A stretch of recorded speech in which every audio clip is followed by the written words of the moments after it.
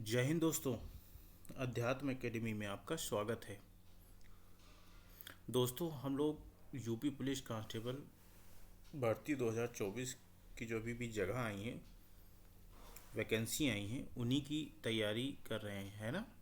और उसका एक पोर्शन है जीके, सामान्य अध्ययन की तैयारी कर रहे हैं। ठीक, भारत आज हम लोग भारत के प्रतीक चिन्ह, ठीक है ना, इसके बारे में पढ़ेंगे। ठीक है ना। और ये 7वीं क्लास है, प्रैक्टिस सेट भी है और कुछ जानकारी भी है। ठीक है ना। तो अब तक हम लोगों ने कौन कौन से टॉपिक पढ़ चुके हैं, ठीक है ना। पहला है भारतीय लोक नृत्य एवं शास्त्रीय नृत्य पढ़ चुके हैं। दूसरा, राष्ट्रीय व अंतर्राष्ट्रीय महत्वपूर्ण दिवस पढ़ चुके हैं। और तीसरा क्या हम पढ़ चुके हैं, भारत की नदियों के किनारे बसे शहर। और चौथा, आज हम पढ़ रहे हैं भारत के प्रतीक चिन्ह। ठीक है ना। तो ये टॉपिक वाइज हम लोग पढ़ते जा रहे हैं, जिससे कोई भी टॉपिक छूटे ना। ठीक है ना। जब टॉपिक नहीं छूटेगा तो आपसे कोई क्वेश्चन नहीं छूटेगा। ठीक है। चलिए दोस्तों, शुरू करते हैं। पहला है, भारत का राष्ट्रीय पंचांग किस पर आधारित है। ये कई बार क्वेश्चन पूछा जा चुका है। ये RRB NTPC 2016 में भी आया हुआ क्वेश्चन है। भारत का राष्ट्रीय पंचांग किस पर आधारित है। विक्रम संवत पर, शक संवत, हिजरी संवत, ग्रेगोरियन संवत। ठीक है ना। तो भारत का राष्ट्रीय पंचांग हमारा जो है शक संवत पर आधारित है। ठीक है ना। अब इसके बारे में हम पूरी डिटेल पढ़ लेते हैं। ठीक है ना। भारतीय राष्ट्रीय पंचांग शक संवत पर आधारित है, जिसमें चैत्र का पहला महीना, ठीक है ना। देखिए, अपना जो शक संवत है उसमें चैत्र का पहला महीना और सामान्य वर्ष 365 दिनों का होता है। ठीक है ना।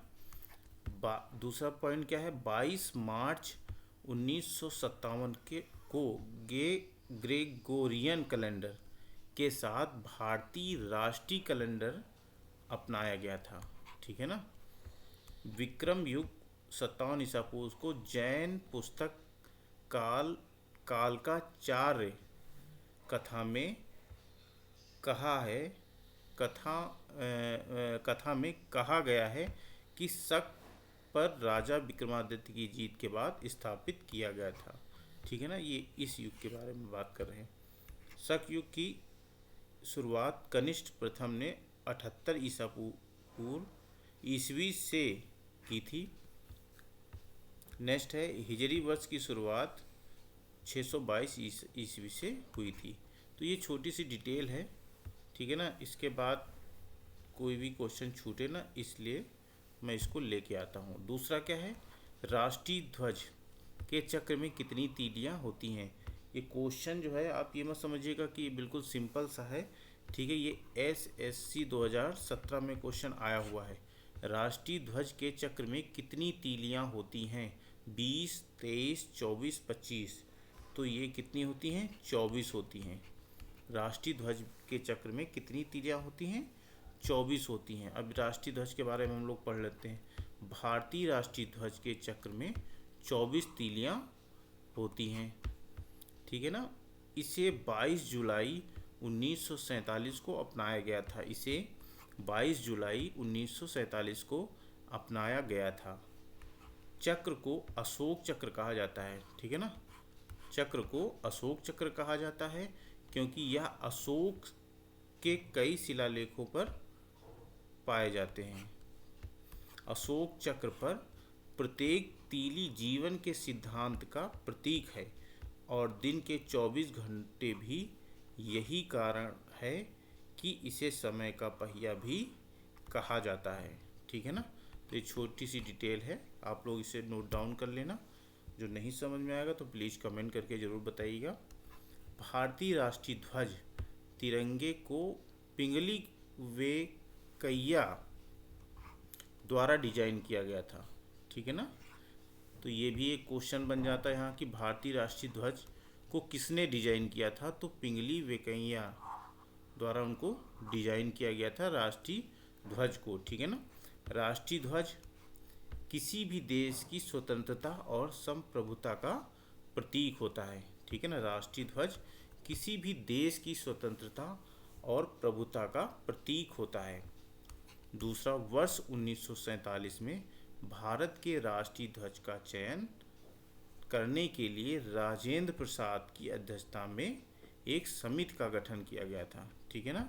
सर्वोच्च न्यायालय ने वर्ष 2002 में संविधान के अनुच्छेद 19 फर्स्ट ए के तहत झंडा फहराने के अधिकार को मौलिक अधिकार घोषित किया है। ये इम्पोर्टेंट है, ठीक है ना, ये क्वेश्चन मिल सकता है आपको। भारत का राष्ट्रीय आदर्श वाक्य क्या है?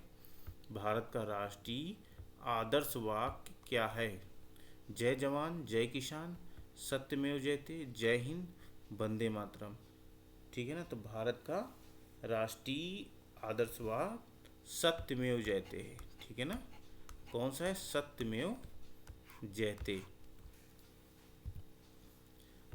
भारत का राष्ट्रीय आदर्श वाक्य क्या है? सत्यमेव जयते है। जो कहाँ से लिया गया है? मुंडकोपनिषद से लिया गया है, जो मुंडकोपनिषद से लिया गया है। यहाँ दूसरा क्वेश्चन भी बन सकता है, सत्यमेव जयते कहाँ से लिया गया है? तो मुंडकोपनिषद से लिया गया है, ठीक है। वंदे मातरम बंकिम चंद्र चटर्जी का सन्यासी विद्रोह पर आधारित उपन्यास आनंद मठ से लिया गया है, ठीक है ना। जय जवान जय किसान का नारा लाल बहादुर शास्त्री ने दिया था, ठीक है ना। जय हिंद का नारा अमृत सुबेग चंद्र बोस ने दिया था, ठीक है, ये भी ध्यान रखना। नेक्स्ट है वंदे मातरम किस ग्रंथ से संकलित है?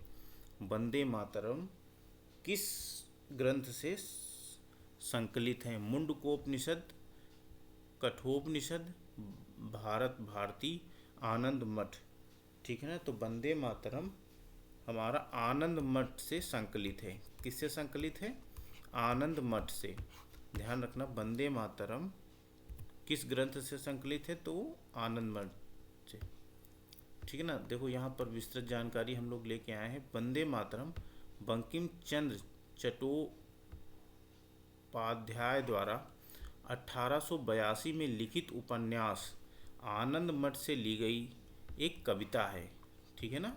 यह बंगाल माता की देवी के रूप में प्रस्तुत करते हुए लिखी गई एक संबोधन कविता है, ठीक है ना। इस कविता को बंगाली और संस्कृत में लिखा गया है। यह मातृभूमि को समर्पित एक भजन है। यह मातृभूमि को समर्पित एक भजन है जिसने भारतीय स्वतंत्रता आंदोलन में महत्वपूर्ण भूमिका निभाई, ठीक है ना। तो वंदे मातरम के बारे में इतना आप लोग नोट डाउन कर लेना। नेक्स्ट क्वेश्चन क्या है? भारतीय प्रतीक चिन्ह होना चाहिए। भारतीय प्रतीक चिन्ह की आधार पट्टी पर अंकित वाक्य सत्यमेव जयते कहाँ से लिया गया है? सत्यमेव जयते कहाँ से लिया गया है? तो ये सिंपल सा क्वेश्चन है, लेकिन ये भी आरबी 2017 में क्वेश्चन पूछा गया है, ठीक है ना। तो ये हमारा मुंडकोपनिषद से लिया गया है। कहाँ से लिया गया है? मुंडकोपनिषद से लिया गया। भारतीय प्रतीक चिन्ह की आधार पट्टी पर अंकित वाक्य सत्यमेव जयते, ठीक है ना। सत्यमेव जयते मुंडकोपनिषद से लिया गया है। इस आदर्श वाक्य का अर्थ है सत्य की सदैव ही विजय होती है। सत्य की सदैव ही विजय होती है। यह देवनागरी लिपि में लिखा गया है। ये भी जो है बहुत बार क्वेश्चन पूछा गया है कि जो हमारा सत्यमेव जयते लिखा हुआ है हमारे भारतीय प्रतीक चिन्ह में, वो किस लिपि में लिखा है? तो क्या बताना है आपको? देवनागरी लिपि में। रामायण एक महाग्रंथ है। भगवान राम के जीवन पूर्ण कथा, भगवान राम द्वारा किए गए कार्यों और उनके धर्म का पालन करने की गाथा जो युगों से प्रचलित है, ये रामायण के बारे में है। भारत के राष्ट्रीय ध्वज की लंबाई एवं चौड़ाई का अनुपात क्या है?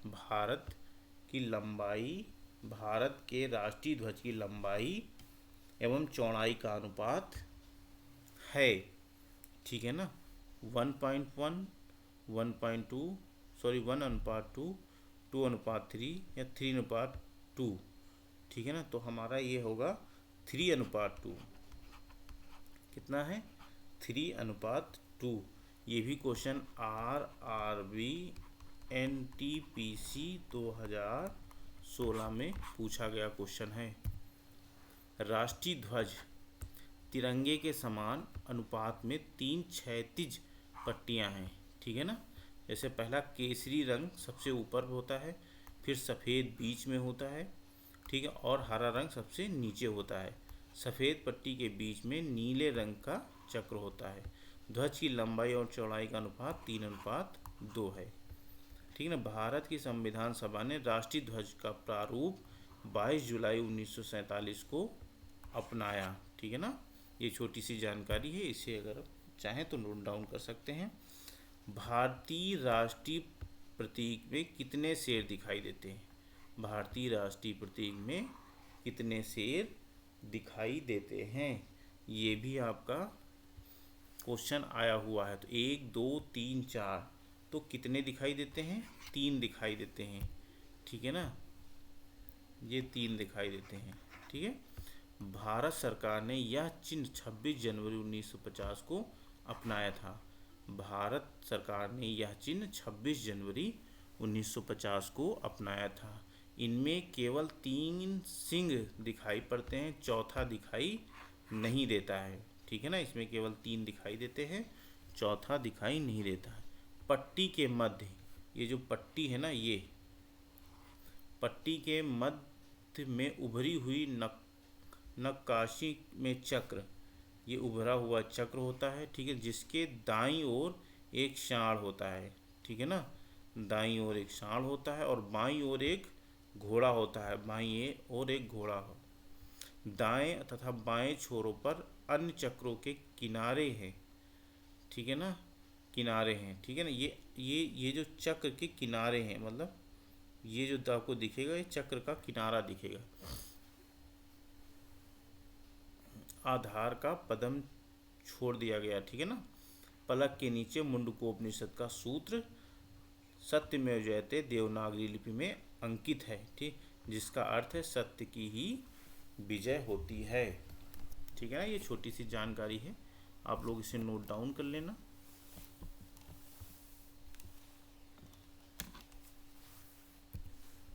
नेक्स्ट क्वेश्चन है, भारत के राष्ट्रीय गान के रचयिता हैं सरोजिनी नायडू, अरविंद घोष, रविन्द्रनाथ टैगोर, बंकिम चंद्र चटर्जी।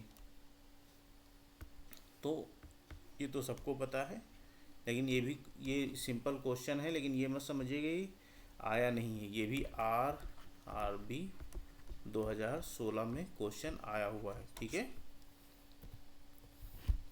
रविन्द्रनाथ टैगोर द्वारा मूल रूप से बांग्ला में रचित जन गण मन गीत को 24 जनवरी 1950 को भारत के राष्ट्रीय गान के रूप में संविधान सभा द्वारा इसके हिंदी संस्करण में अपनाया गया था, ठीक है ना। नेक्स्ट क्वेश्चन हम लोग देखते हैं, भारत का राष्ट्रीय गीत वंदे मातरम सर्वप्रथम कब और कहाँ गाया गया था? तो ये सर्वप्रथम हमारा 1896 कलकत्ता में गाया गया था, ठीक है। भारतीय राष्ट्रीय गीत वंदे मातरम 1896 कलकत्ता में भारतीय राष्ट्रीय कांग्रेस के अधिवेशन में गाया गया था, ठीक है ना। इसके प्रथम स्टेज परफॉर्मर और कंपोजर स्वयं रविन्द्रनाथ टैगोर जी थे, ठीक है ना। 1901 के कांग्रेस अधिवेशन में फिर से इसे गाया गया था, ठीक है ना। इस बार दक्षिण रंजन सेन इसके कंपोजर थे, ठीक है ना। वंदे मातरम बंकिम चंद्र चटर्जी द्वारा लिखित एक संस्कृत कविता है। यह 1882 में प्रकाशित आनंद मठ से लिया गया था। वंदे मातरम को पहली बार 1896 में रविंद्रनाथ टैगोर ने गाया, ठीक है ना, यही चीज़ वहाँ भी बताई गई है। यह 24 जनवरी 1950 को घटक विधानसभा द्वारा अपनाया गया था। जदुनाथ भट्टाचार्य ने वंदे मातरम संगीत की रचना की। तो ये भी इम्पोर्टेंट है, इसको भी नोट डाउन कर लेना, कोई क्वेश्चन छूटना नहीं चाहिए, ठीक है ना। 10वां क्वेश्चन, कौन सा कैलेंडर विश्व भर में सर्वमान्य है? तो ग्रेगोरियन कैलेंडर आपका विश्व भर में मान्य है। हमारे यहाँ विक्रम संवत, शक संवत, हिजरी संवत और सप्तऋषि संवत आदि प्रचलित हैं, ठीक है ना, ये हमारे भारत में, ठीक है ना। इसके अलावा भी कई सारे देशों में अलग अलग कैलेंडर भी चलन में हैं, मगर पूरी दुनिया में नया साल ग्रिगोरियन कैलेंडर के अनुसार ही मनाया जाता है, ठीक है ना। वर्तमान में ग्रिगोरियन कैलेंडर की शुरुआत 438 साल पहले 15 अक्टूबर 1582 को हुई थी। नेक्स्ट क्वेश्चन है, स्वतंत्र भारत के राष्ट्रीय ध्वज का डिजाइन निम्नलिखित में से किसने बनाया था? किसने बनाया था? महात्मा गांधी ने, बंकिम चंद्र चटर्जी जी ने, रविन्द्रनाथ टैगोर ने, पिंगाली वेंकैया ने। तो ये भी कई बार हम लोग पढ़ चुके हैं और ये क्वेश्चन आया हुआ है आरआरबी 2016 में, ठीक है ना। तो इसको भी आप लोग अच्छे से पढ़ लेना। इस झंडे को पिंगली वेंकैया ने डिजाइन किया था, ठीक है ना।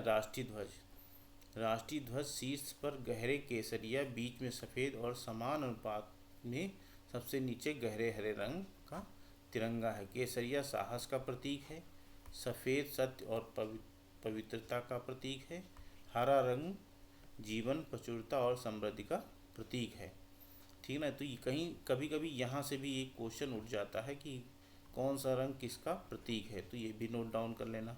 ध्वज की चौड़ाई से इसकी लंबाई का अनुपात 2:3 है, ठीक है ना।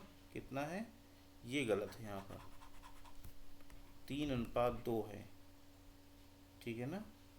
कितना है? 3:2 होता है, 2:3 है, 3:2 होता है।